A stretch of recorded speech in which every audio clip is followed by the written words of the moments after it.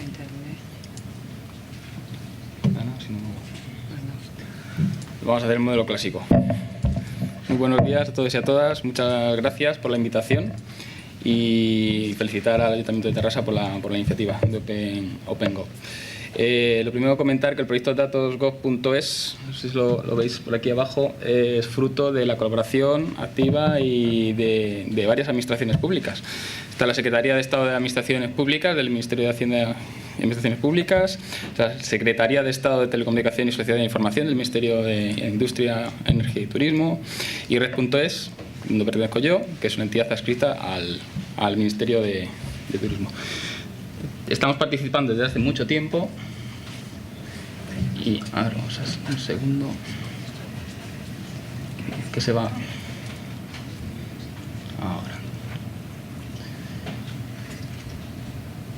Hasta aquí va a llegar mi intervención relacionada con el gobierno abierto. Esta es una ley de la transparencia, como si dijéramos desde datosgov.es, y anteriormente un programa o proyecto que se llamaba Aporta, nos dedicamos a la apertura de datos. La apertura de datos siempre la hemos visto como un instrumento hacia el gobierno abierto. Siempre comentamos el tema de que sería como una moneda con las dos caras. Por un lado está el gobierno abierto. Para hacer eso posible, uno de los instrumentos que se pueden utilizar sería la apertura de datos. ¿Qué es la apertura de datos? Me voy a repetir algo con mis compañeros. Primero, es una carrera de fondo. Los recursos no son infinitos y hay que trabajar en ello. Esta es la definición, como si dijéramos, aburrida de los datos abiertos: completos, primarios, accesibles, a tiempo, procesables, no discriminatorios, no propietarios, libres de licencias. Un follón. Un ejemplo: hace poco, en un artículo de The Economist, hablaba de Open Data Goldmine. En el año 83, un misil soviético derribó un avión de Corea del Sur. ¿Y por qué lo derribó? Porque dio la casualidad que en ese momento estaban por ahí haciendo maniobras los americanos, no funcionaban los radares o los transpondedores y el avión entró en territorio soviético. ¿Y qué pasó? Que lo derribaron con el criterio que tuvieran. ¿Y qué hizo la administración Reagan?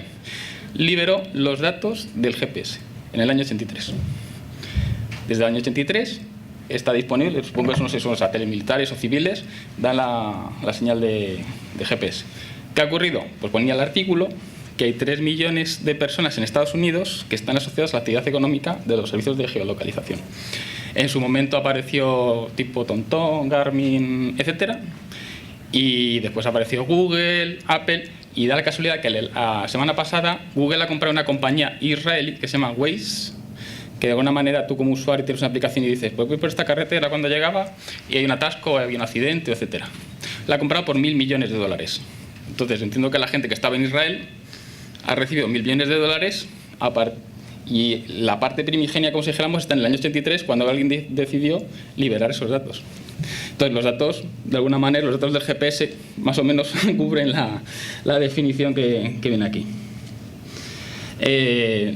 Hay que ir una descripción de los tipos de datos, hay que tenerlos. El dato en sí mismo es importante. Lo mejor es que sea de calidad.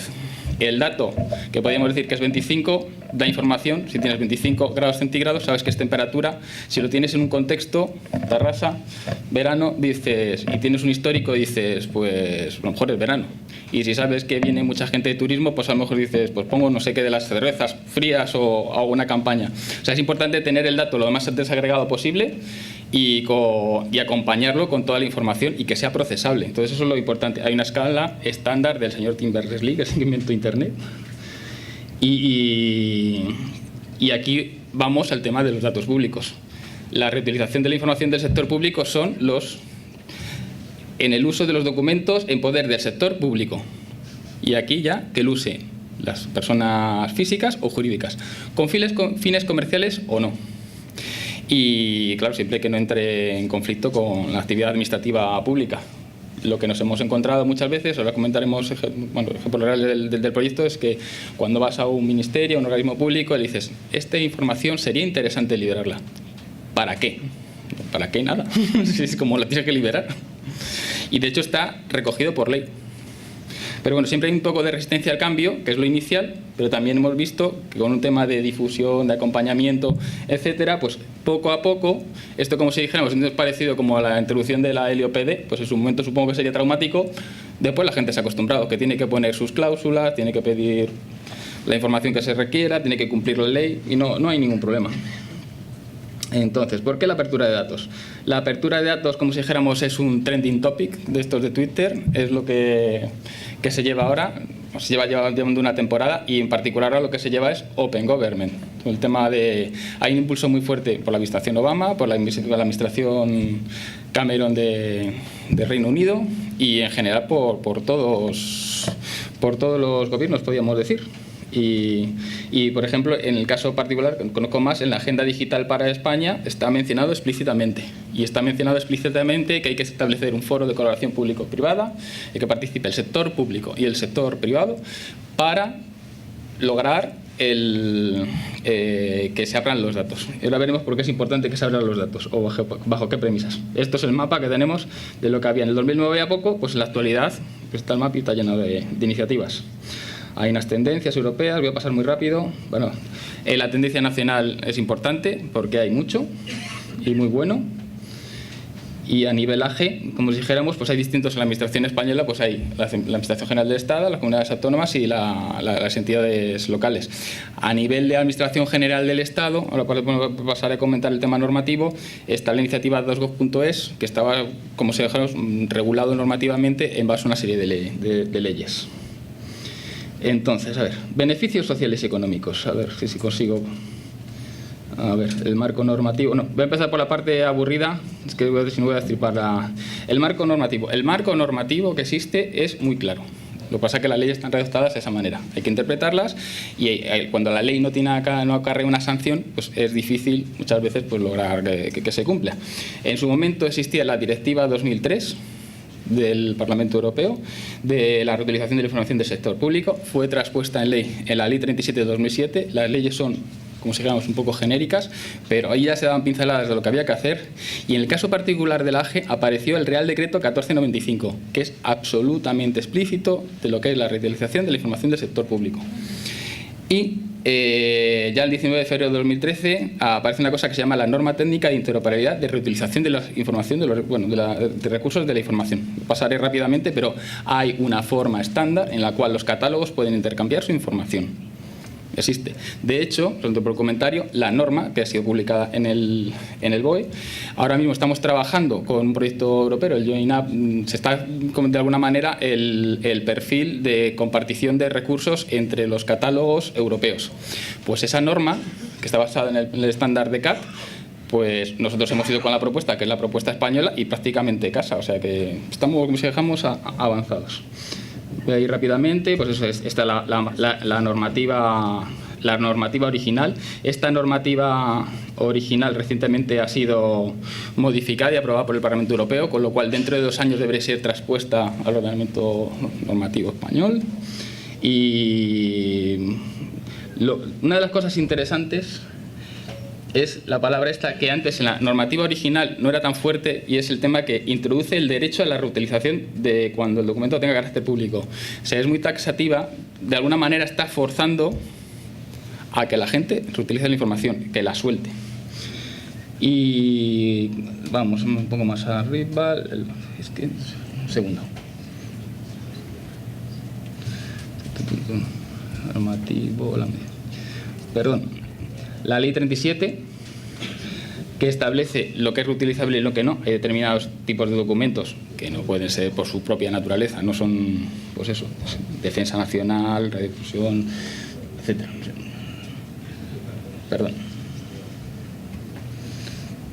Y a lo que voy es que comentaba Manuel Villoria en su exposición de Open Government que era importante tener el tema de leyes, procesos y estructura.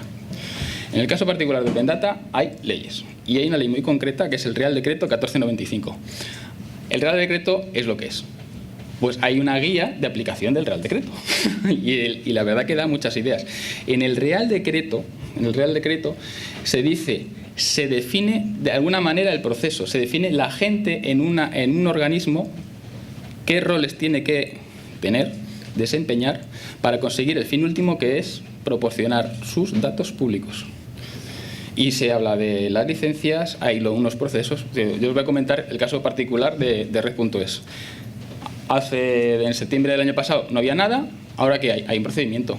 Hay una figura de un gestor de contenidos, hay un gestor de la información y periódicamente en la empresa se ve la información que se puede reutilizar. Aparte, hay un mecanismo también que la gente puede pedir la información por la sede electrónica. Entonces, la ley existe, los procesos existen y la estructura, hay una parte tecnológica, hay una parte de recursos, pero eso ya viene dada por el mismo hecho de estar funcionando como organización. El Real Decreto 1495 también, de alguna manera, establece el marco legal del catálogo nacional, que es datosgov.es, y fija la obligación de mantener el catálogo actualizado por parte de los organismos. Esto es como si dijéramos, obligatorio para la Administración General del Estado, pero, por ejemplo, en Datosgov tenemos datos de otras administraciones, por ejemplo, de Zaragoza. Tenemos datos recientemente. O sea, la vocación que tiene el catálogo nacional es de catálogo nacional interoperable. De alguna manera, nosotros podemos recoger datasets de otros catálogos y después, por ejemplo, pasárselos a Europa. Incluso los catálogos propios pueden recoger datasets que les interesen de otros catálogos y pasar. Y bueno, y con vosotros también estamos trabajando en Castilla y León. Estamos trabajando poco a poco porque somos los que somos. Entonces, continuando. Pues eso, hay un Real Decreto, en datosgov.es hay mucha información del tema normativo, presentaciones de sensibilización, disponemos de un servicio de soporte a las administraciones, telefónico y por correo electrónico, entonces cualquier duda que existe por una organismo de cara a poner su información pública, pues la respondemos amigablemente y trabajamos mano a mano con ellos.